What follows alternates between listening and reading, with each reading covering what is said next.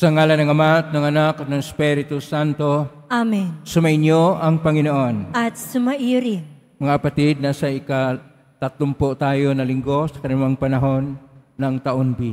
Mga minamahal ko mga kapatid, ngayong araw na ito ay pinagdiriwang natin ang ika-37 na linggo ng pagkamulat sa bilangguan na may timang ang simbahan katuwang sa VIPs, kaugnayan sa pagbabagong punong-puno ng pag-asa. Hinhimok tayo ng simbahan na abutin ang mga nangangailangan, lalo na mga bilanggo, na muling magdala ng liwanag ni Kristo sa mga nasa kadiliman at hayaan silang maranasan ang nagliligtas na pagkilos ng Diyos sa pamamagitan ng ating mahabaging pag-ibig at paglingkod. Bilang isang simbahan na naglalakbay, tayo ay pag-asa at kaagapay sa isa't isa.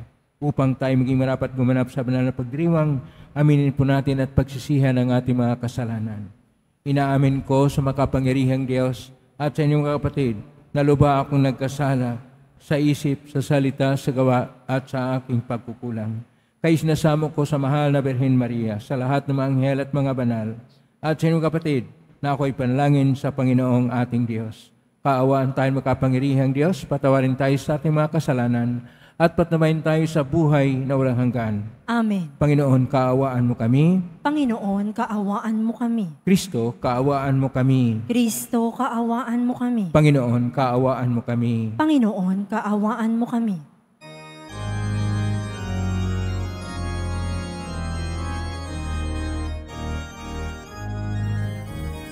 Papuri sa Diyos, papuri sa Diyos, papuri sa Diyos sa kaitaasan.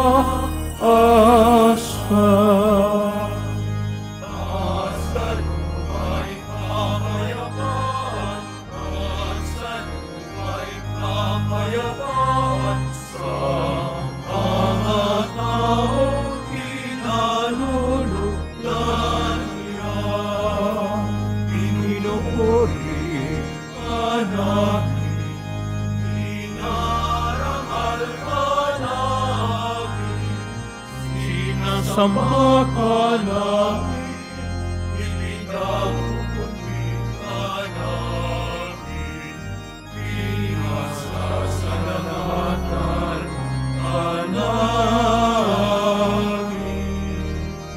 Dahil sa dakila mo, aking kapulihan, Panginoong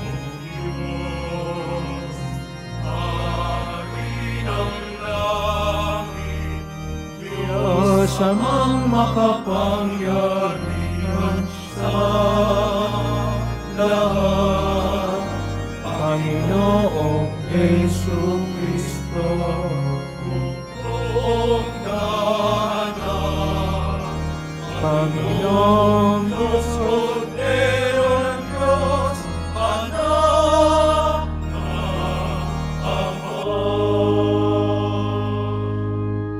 Ikaw na nag-alis ng mga kasalanan ng sanlibutan,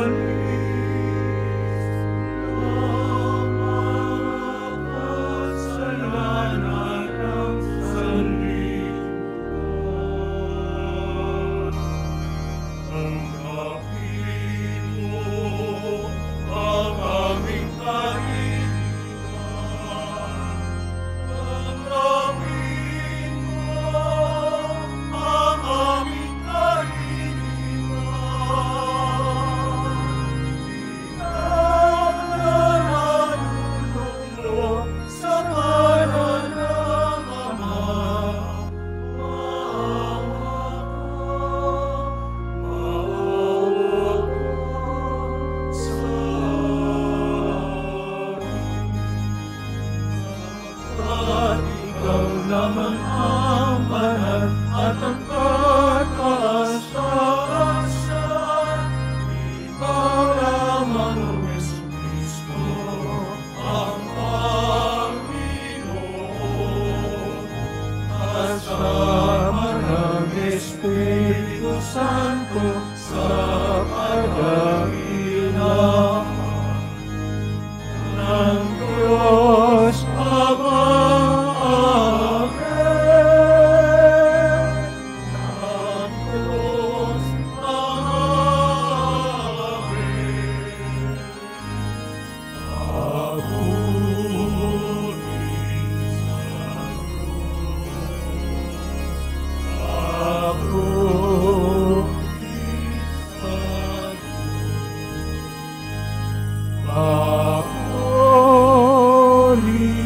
Sa Diyos kapahit ka.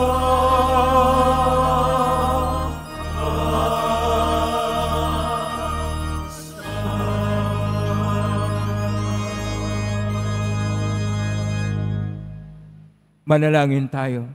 Ama naming makapangyarihan, ang panampalataya, pag-asa at pag-ibig namin ay yung dagdagan at gawin mong mahalin namin ang iyong mga kautusan upang sa mga pangako mo kami maging dapat makinabang sa pangitan ni Kristo kasama ng Espiritu Santo magpa sa walang hanggan. Amen. Magsiupo muna po ang lahat.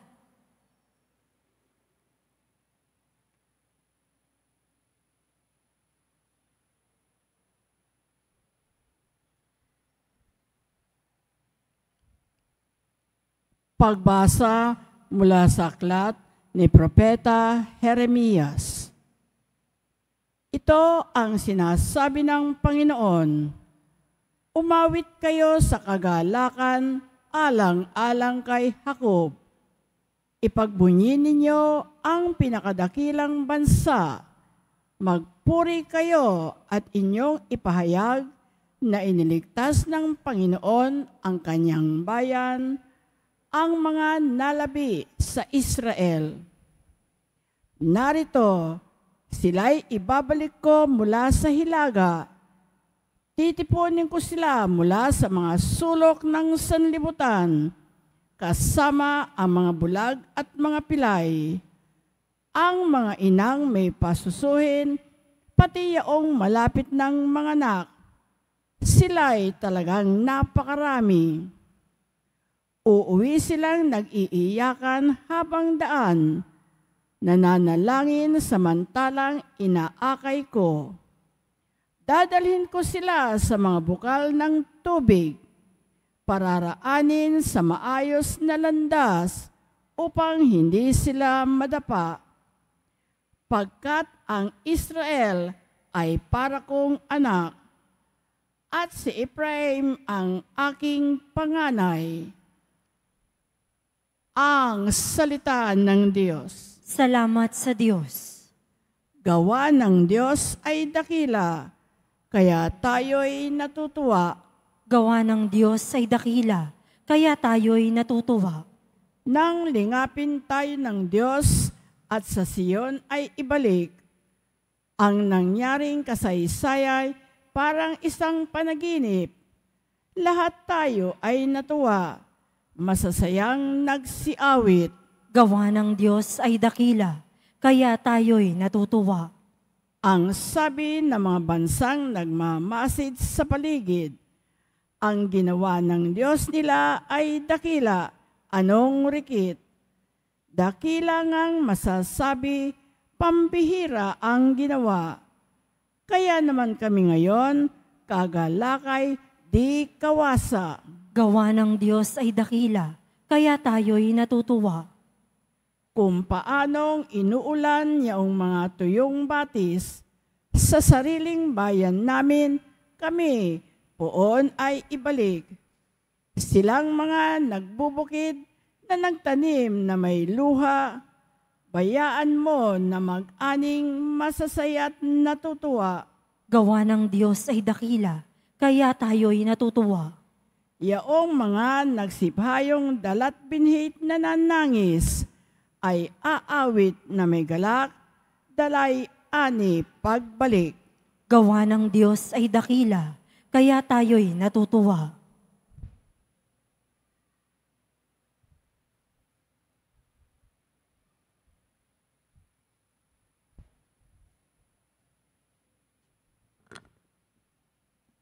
Pagbasa mula sa sulat sa mga Hebreo. Ang bawat dakilang saserdote pinili sa mga tao at itinalagang maglingkod sa Diyos para sa kanila upang maghandog ng mga kaloob at mga hain dahil sa mga kasalanan. Mahinahon niyang napapakitunguhan ang mga mangmang at naliligaw ng landas, sapagkat siya'y mahina rin. At dahil sa kanyang kahinaan, kinakailangan siyang maghandog ng hain, hindi lamang para sa kasalanan ng mga tao, kundi para sa kasalanan din niya. Ang karangalan ng pagiging dakilang saserdote ay hindi maaaring kamtan ni numan sa kanyang sariling kagustuhan. Ang Diyos ang humihirang sa kanya, tulad ng pagkahirang kay Aaron. Gayon din naman, hindi si Kristo ang nagtaas ng kanyang sarili sa pagiging dakilang saserdote. Siya'y hinirang ng Diyos na magsabi sa kanya, "Ikaw ang aking anak, ako ang iyong ama." Sinasabi rin niya sa ibang bahagi ng kasulatan, "Ikaw ay saserdote magpakailanman, ayon sa pagkasaserdote ni Melchizedek." Ang salita ng Diyos. Salamat sa Diyos. Magsitayo na po ang lahat.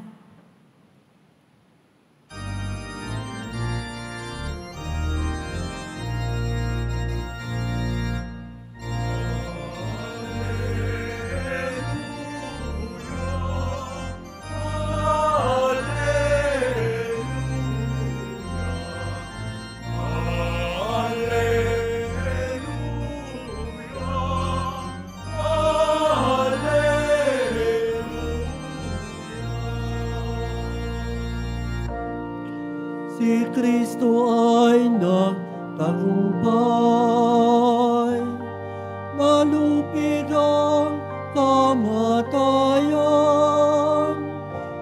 nagniningning ang pagkabuhay.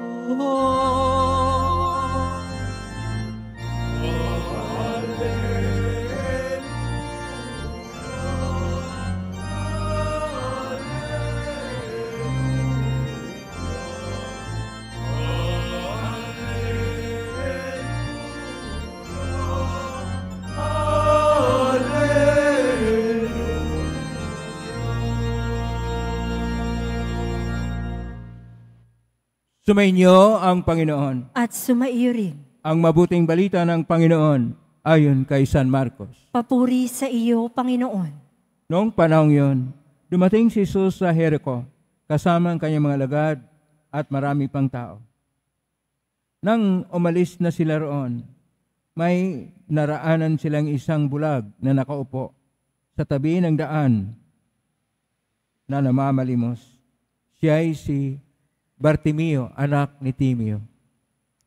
Nang marinig niyang naroon si Jesus na taga Nazaret, sumigaw siya ng ganito, "Jesus, anak ni David, mahabag po kayo sa akin."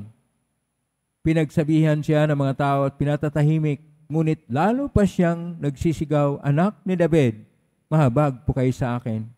Tumigil si Jesus at kanyang sinabi, "Tawagin ninyo siya." Nang tinawag nga nila ang bulag, "Lakasan mo ang iyong loob," sabi nila. Tumindig ka, ipinatawag kanya. Iwinaksi niya ang kanyang balabal, paluksong tumayo at lumapit kay Jesus. "Anong ibig mong gawin ko sa iyo?"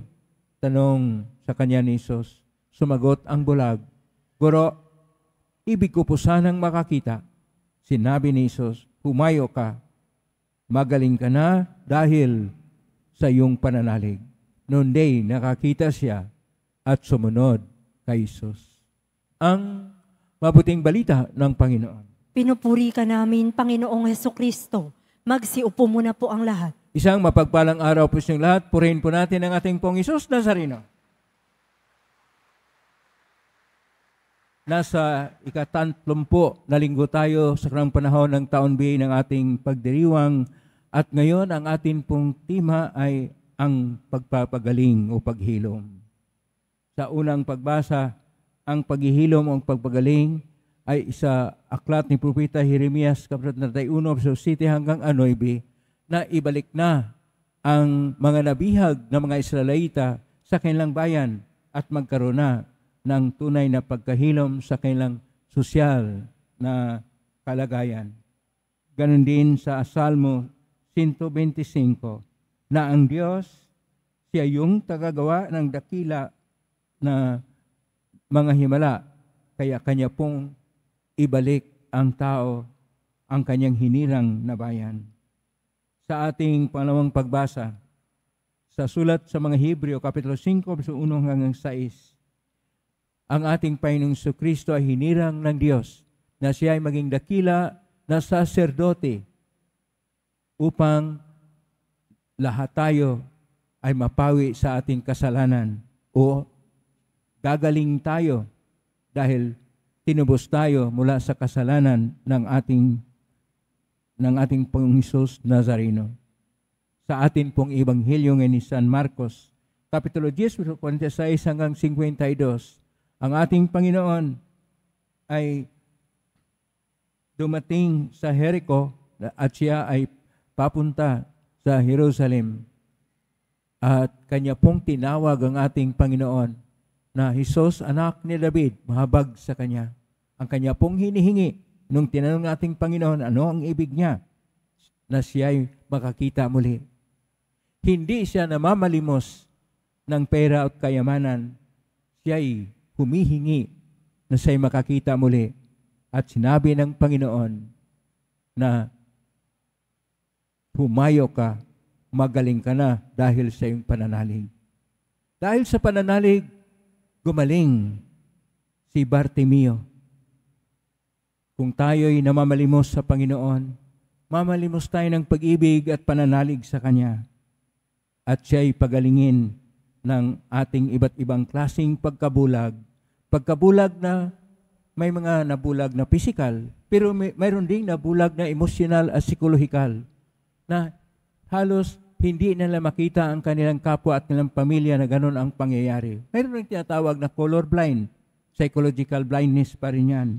Pero ang atin pong tingnan dito, ang spiritual na pagkabulag na halos hindi na natin napansin at nakikita ang Diyos dahil ang hawak-hawak natin ay mga instrumento at mga gadgets sa modernong panahon gaya ng cellphone at computer at hindi na tayo naugnay sa Diyos. Kaya tayo nagkaroon gaya ni Bartimeo, pagkabulag.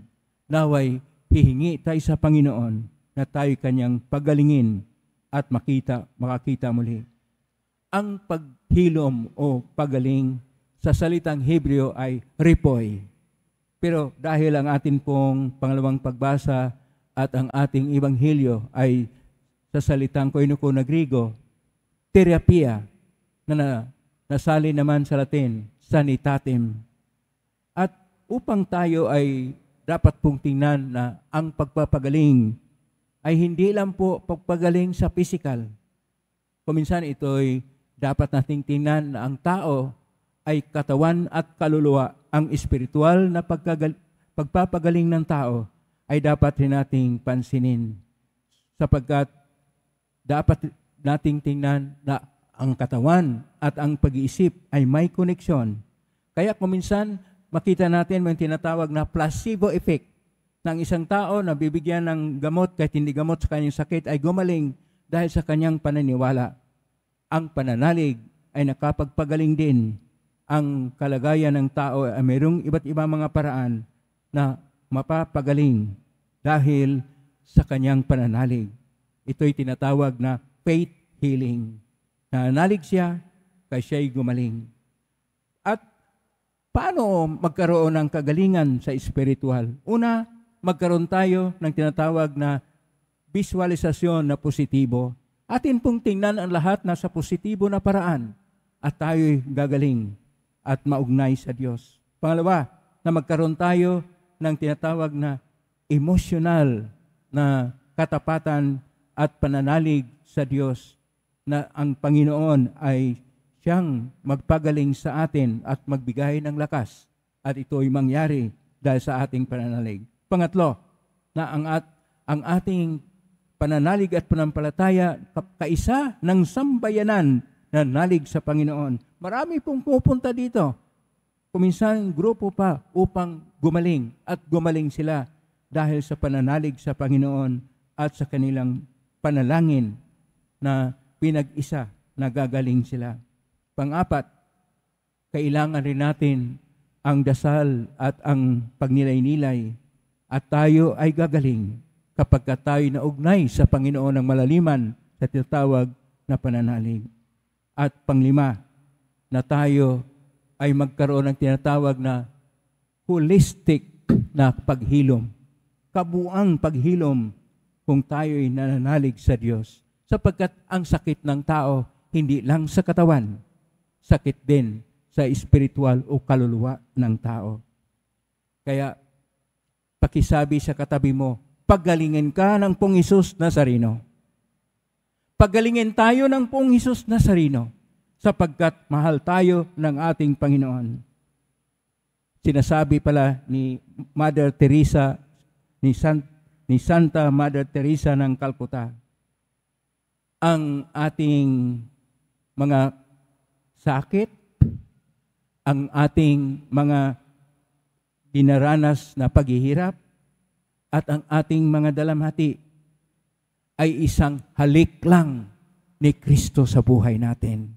Halik ng Poong Hesus Nazareno. Kaya mayroon tayong mga dinaramdam. Pag-ibig ang ating ipakita at pananalig sa ating Poong Hesus Nazareno. At tayo ay gagaling din. Yung gustong gumaling sa espiritual na kahinaan at kahirapan, pumalakpak ng malakas upang tayo ay pagalingin ng ating Pong Hesus Nazareno. Siya ang tunay na magpagaling sa atin sapagkat siya ay nagmahal sa atin ng tunay. Amen? Purihin natin ang Diyos.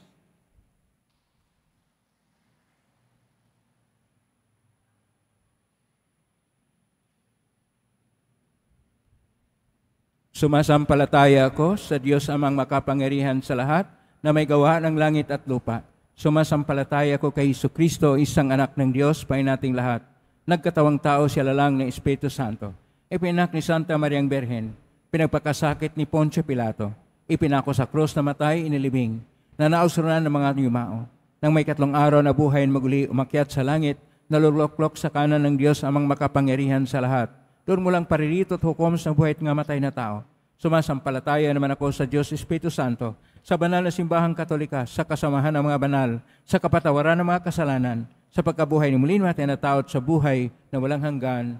Amen. Minamahal ko mga kapatid, si Jesus ay nagpakita ng matinding awa at habag sa mga makasalanan at mahihirap. Kaya ating ipagdasal na tayo rin, tulad ni Bartimeo, ay gumaling sa ating pagkabulag at kawalan ng malasakit sa mga dukha, lalo na sa ating mga kapatid na nakakulong. Atin itutugon, Panginoon ng liwanag, pagalingin mo kami. Panginoon ng liwanag, pagalingin mo kami.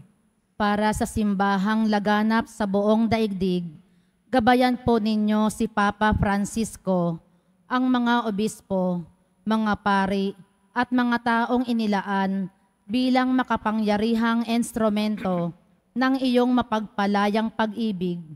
Dalangin namin na kanilang laging tutulungan ang aming mga kapatid na nakabilanggo at matutuhan nilang tumulad sa Panginoon. Manalangin tayo. Panginoon ng liwanag, pagalingin mo kami. Para sa ating pamahalaan, naway maging mahabagin ito sa mga taong pinagkaitan ng kalayaan at tumugon ito sa kanilang mga pangangailangan.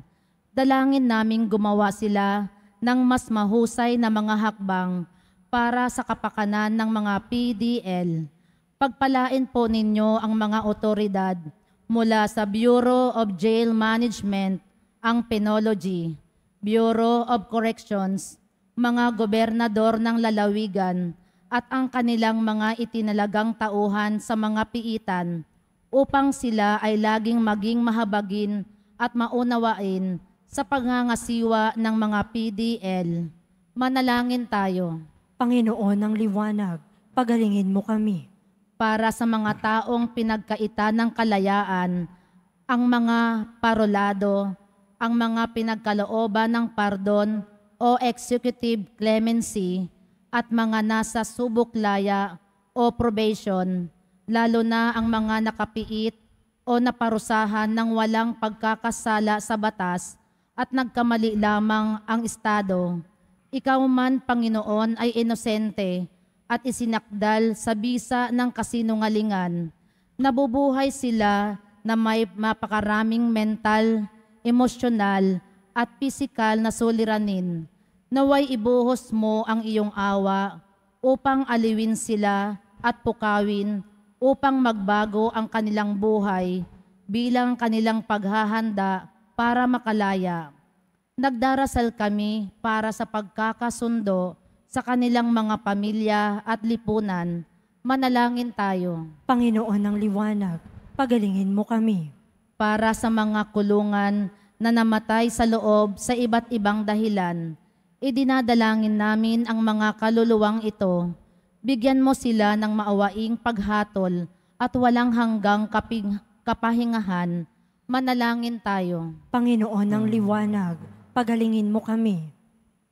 Amang mapagmahal, batid naming ikaw ay nalulugod kapag kami ay iyong mga anak ay bumabaling sa iyo. Iunat ang iyong mga kamay sa pagpapagaling at hawakan ng lahat ng aming mga kapatid na bilanggo at tulungan silang mamuhay ng panibagong buhay. Idinulog namin ito ng lahat,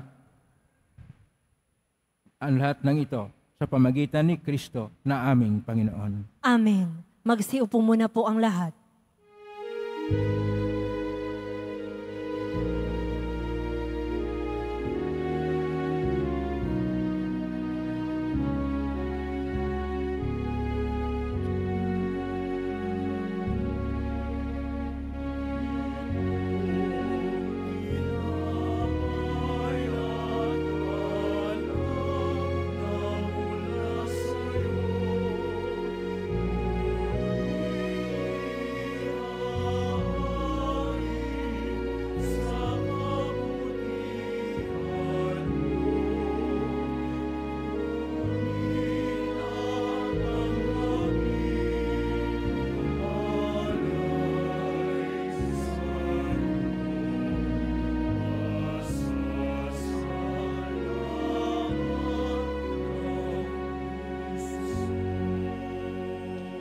Magsitayo na po ang lahat.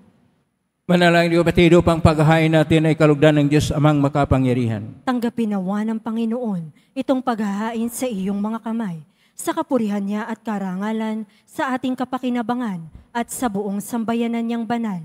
Ama naming lumikha, tunghayan mo ang mga alay na aming inihahain sa iyong kadakilaan, upang sa paglingkod na aming ginagampanan ay humantong sa iyong lalong ikadarangal. Sa pangitan ni Kristo kasama ng Espiritu Santo, magpa sa walang hanggan. Amen. Sumainyo ang Panginoon. At sumaiyo rin. Dahil sa Diyos sa inyong puso at diwa, Itinaas na namin sa Panginoon. pasalamatan natin ang Panginoong ating Diyos. Marapat na siya ay pasalamatan. Ama ng kapatid, tunay marapat ni kay aming pasalamatan sa pangitan ni Kristo na aming Panginoon. Lubhang nabugbag ang kanyang loob sa pagkakamali ng tao sa sinukob. Kahit minabuti niyang siya'y pinanganak ng birhing bukod mong pinagpala sa babaeng lahat, sa labi ng imbing kamatayan. Kami ay inagaw ng namatay mong anak, sa pagkabuhay niya kami kanyang binuhay, upang kaugnay namin sa huwag magwakas. Kahit isa namang hilsi siya awit ng papuri sa iyong pay sa kalangitan, kami nagbubunyi sa kadakilaan.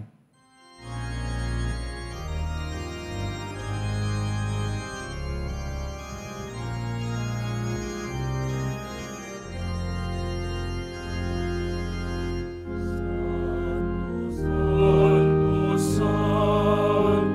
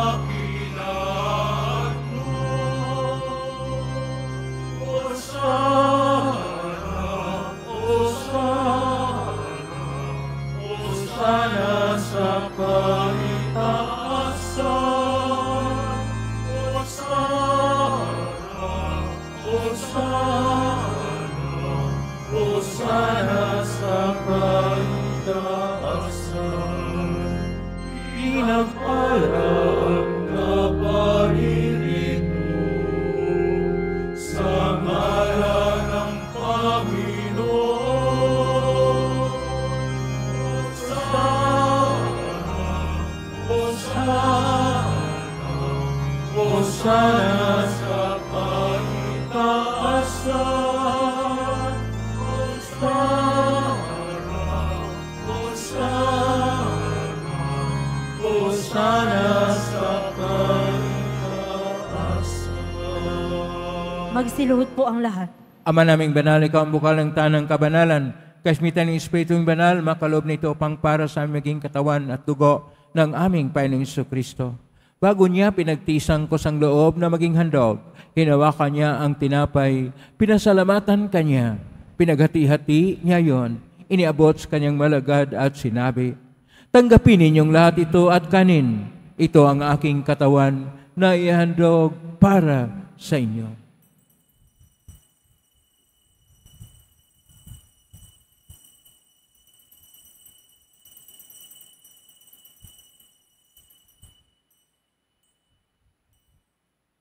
Kaya naman na matapos ang hapunan, hinawakan niya ang kalis, muli kanyang pinasalamatan. Inabot niya ang kalis sa kanyang malagad at sinabi, tanggapin ninyong lahat ito at inamen. Ito ang kalis ng aking dugo ng bago at walang hanggang tipan. Ang aking dugo na ibubuhos para sa inyo at para sa lahat sa ikapagpapatawad ng mga kasalanan. Gawin niyo ito sa pag-alala sa akin.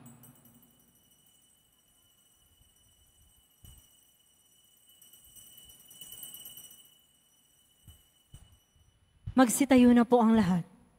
Ang misteryo ng pananampalataya. Si Kristo'y namatay, si Kristo'y nabuhay, si Kristo'y babalik sa wakas ng panahon. Ama, ginagawa namin yan ang paglala sa pagkamatay at ng pagkabuhay ng anak ay tinaalay namin sa iyo. Ang tinapay nagbibigay buhay at ang kalis na nagkakaloob ng kaligtasan. Kami nagpapasalamat. Dahil kami narapat na tumayo sa harap mo para maglingkod sa iyo. Isinasamo namin kaming magsasalo-salo sa katawan at dugo ni Kristo ay mabuklod sa pagkakaisa sa pamagitan ng Espiritu Santo. Ang malingapin simbahang laganap sa buong daigdig.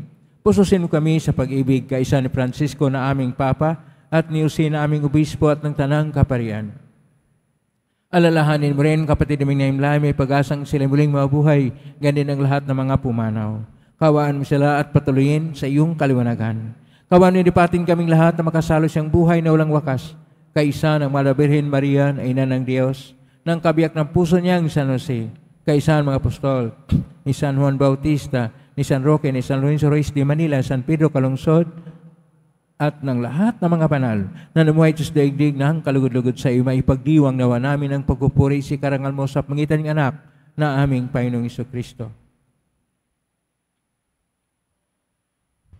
Sa pamamagitan ni Kristo, kasama niya at sa Kanya, ang lahat ng parangal at papuri ay sa iyo, Diyos Amang makapangyarihan, kasama ng Espiritu Santo, magpasawalang hanggan.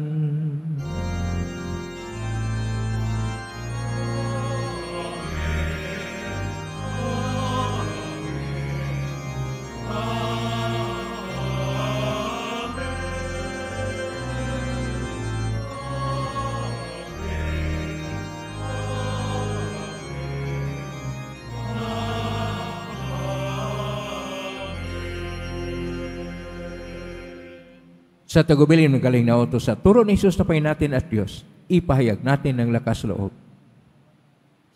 Ama namin, sumasalangit ka, sambahin ang ngalan mo. Mapasa amin ang kaharian mo, sundin ang loob mo dito sa lupa para ng sa langit. Bigyan mo kami ngayon aming kakanin sa araw-araw at patawarin mo kami sa aming mga sala para ng pagpatawad namin sa nakakasala sa amin at huwag mo kaming ipahintulot sa tukso at iadya mo kami sa lahat ng masama. Niling namin kami iadya sa lahat ng masama, pagkalooban ng kapayapaan araw-araw, iligtas sa kasalanan at sa lahat ng kapahamakan samantalang aming pinanabikan ang dakilang araw ng pagpapahayag ng tagapagligtas naming si Jesucristo. Sapagkat iyo ang kaharian at ang kapangyarihan at ang kapurihan magpakailanman. Amen. Panginoong Jesucristo, sinabi mo sa mga apostol, kapayapaan ang iniiwan ko sa inyo, ang aking kapayapaan ay binibigay ko sa inyo. Tunghayan mo ang panampalataya at huwag ang aming pagkakasala. Pagkalooban mo kami ng kapayapaan at pagkakaisa ayon sa iyong kalooban kasama ng Espiritu Santo, magpa sa walang hanggan. Amen. Ang kapayapaan ng Panginoon ay laging sumainyo. At sumaiyo rin. Magbigayin kayo ng kapayapaan sa isa't isa. Kapayapaan. Kordero ng Diyos na nag-aalis ng mga kasalanan ng sanlibutan, maawa ka sa amin. Kordero ng Diyos na nag-aalis ng mga kasalanan ng sanlibutan, maawa ka sa amin. Kordero ng Diyos na nag-aalis ng mga kasalanan ng sanlibutan, ipagkaloob mo sa amin ang kapayapaan. Magsiluhod po ang lahat.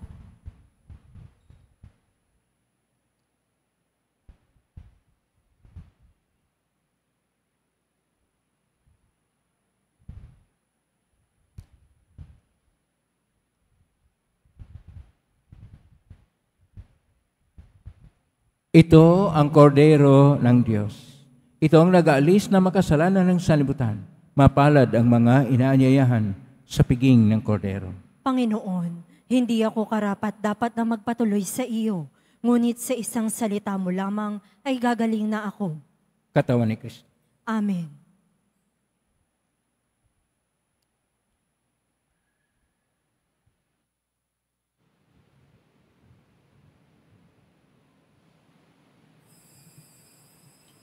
Para sa lahat ng tatanggap ng banal na komunyon, sasagot po tayo ng amen pagkasabi ng pari o ng lay minister ng katawan ni Kristo at isubo agad sa bibig bago umalis sa harapan ng pari o ng lay minister. Sumunod po tayo.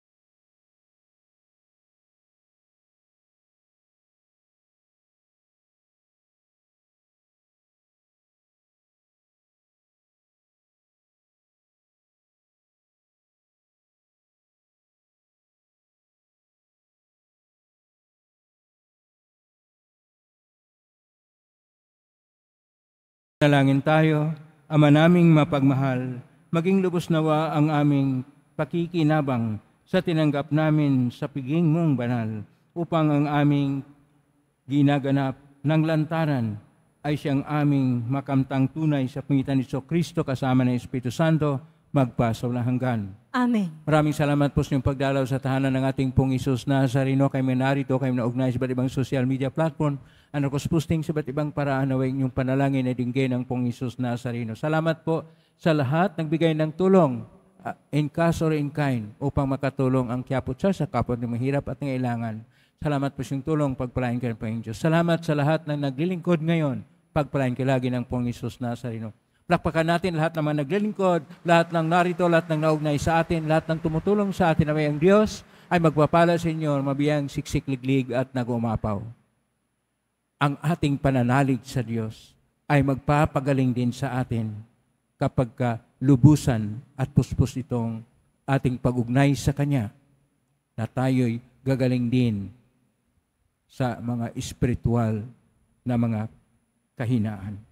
Ngayon po ang pusbas, mangyari po lamang itas bagya, mga ibagay ang pusbasan. Sumainyo ang Panginoon. At sumaiyo rin. Mahal na pong Isus Nazareno, inagmas ng cross ang walang maliw na pag-ibig ng Diyos ang katauhan, pakinggan ng ang kahilingan niyo ang kana nagsusumamo sa iyo, makamta naman nila ang iyong katugunan at tanggapin ang kasagutan mitag na loob na tinatanaw. Basbasan din po ninyo ang mga dalaming imahin, dasal at mga bagay-bagay. Basbasan na may mga karamdaman. Sa pangitan ng benisyon ito na maalala ng pangako sa binyag, na ikaw ang iibigin at paglalingkuran bilang Panginoon magpa sa walang hanggan. Amen. Pagpalain kayo makapangyarihang Diyos, Ama at Anak at Espiritu Santo. Amen. May kayong taglayang kapayapaan, pag-ibig at pag-asa ng Pong Isus Nazareno. Salamat sa Diyos. Purihin natin ang ating Pong Isus Nazareno.